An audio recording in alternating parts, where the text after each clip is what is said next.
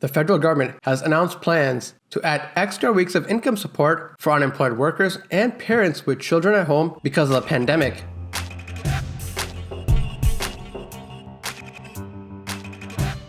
Hey, what's up guys? Welcome back to our channel. I'm your host Danish, and I make personal finance, investing, and real estate topics easy to understand and keep up with. The government plans to add 12 weeks of eligibility to the Canada Recovery Benefit and the Canada Recovery Caregiving Benefit, raising the maximum number of weeks available to 38 weeks from 26 weeks, as some recipients faced a cutoff by the end of March. The CRB and the CRSB provide eligible workers with $900 after taxes every 2-week period.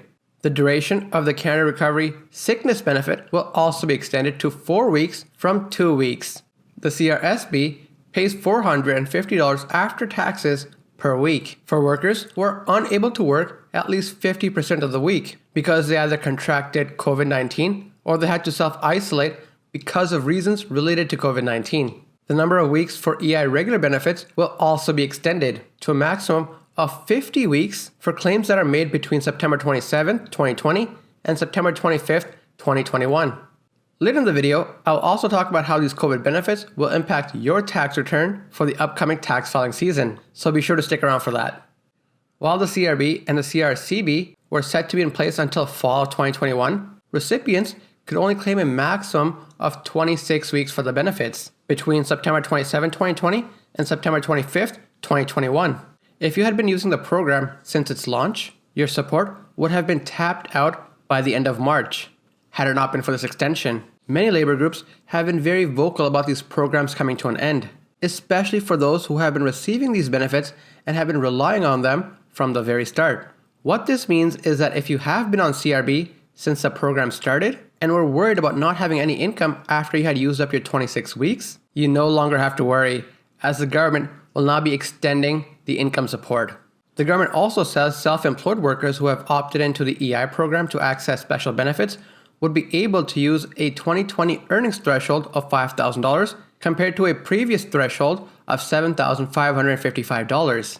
This change will be retroactive to claims established as of January 3rd, 2021 and would apply until September 25th, 2021.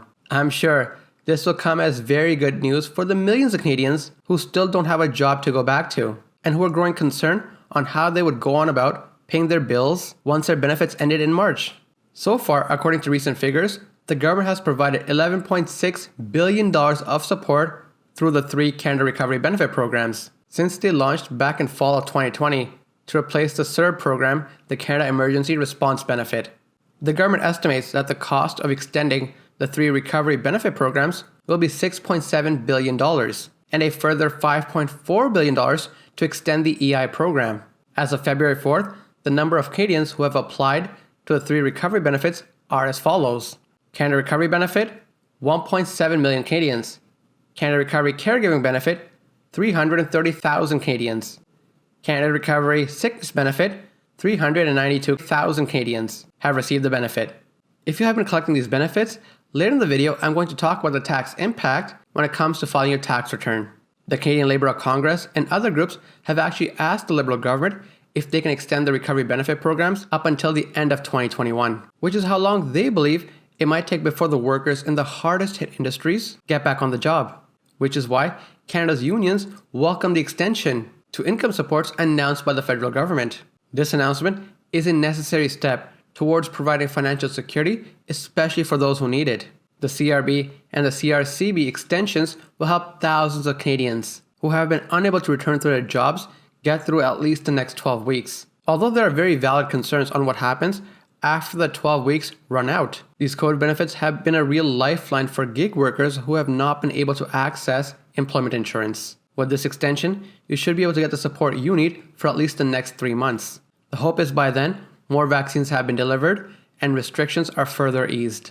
It's good to see that the federal government is taking the necessary measures to fulfill its promise to take care of Canadians when they need it the most, especially extending the sickness benefit for those workers who do not have paid sick leave from their workplaces. Now it's up to the provinces to take this one step further and offer workers a universal paid leave program. Experts have repeatedly said that access to a paid sick leave program would help slow the transmission of COVID-19 and keep workers safe. It's long overdue. Next, how will these COVID-19 benefits impact your tax return? All of the federal government's COVID-19 benefits are taxable because effectively they are all considered extra sources of income.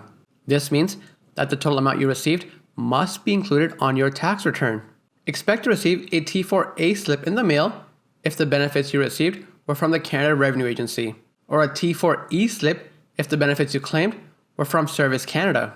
Residents of Quebec should receive both a T4A slip and an RL1 slip. This document will include all of the information and details you need to include on your tax return. You have to keep this in mind that you may end up owing tax when you file your return. This will depend on your individual circumstances and the kind of benefits and the amount of benefits you have collected.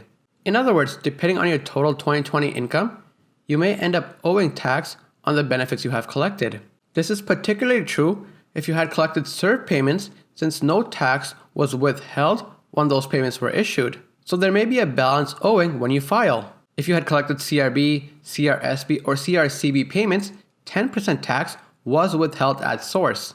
This tax that was withheld from those payments may not be sufficient based on the other income sources you had throughout 2020. For example, in 2020, if your net income was $38,000 or more and you collected CRB, you may have to pay back 50% of your CRB payments for every dollar in net income you earned above $38,000 to a maximum of the CRB received in the year. When looking at net income for this purpose, you want to look at line 23600 of the T1 tax return. The good news is that the Canada Revenue Agency won't charge interest on overdue taxes from the benefit programs for at least 1 year, as many households face the prospect of having to make large tax payments on the COVID benefits they have collected throughout 2020. Interest on income taxes will be waived until April 30th, 2022. Individuals need to earn less than $75,000 to qualify for this relief. With physical distancing still expected to be the norm throughout 2021, the CRA is encouraging you to file your taxes electronically. This will also allow you to get any refund much faster without delays. If you file online and have signed up for direct deposit, you can expect to receive your refund within 8 business days. Make sure you check out my step-by-step guide on how you can file your taxes online from scratch. In this video, I'll cover T4, T4Es, T5s, RRSPs, rent, tuitions, donations, medical, and more. I'll also show you where you can include your CERB payments in your tax return. So make sure you check out the step-by-step guide before you start filing your taxes. I have promo codes in the description of this video for various discounts and sign-up bonuses. They help directly support the channel, so please do check them out. Do you have questions for me, feedback on this video, or maybe ideas on future content? Make sure to leave your thoughts in the comments. And while you're at it, make sure you hit that like and subscribe button. That's it for this video. I'll catch you guys in the next one.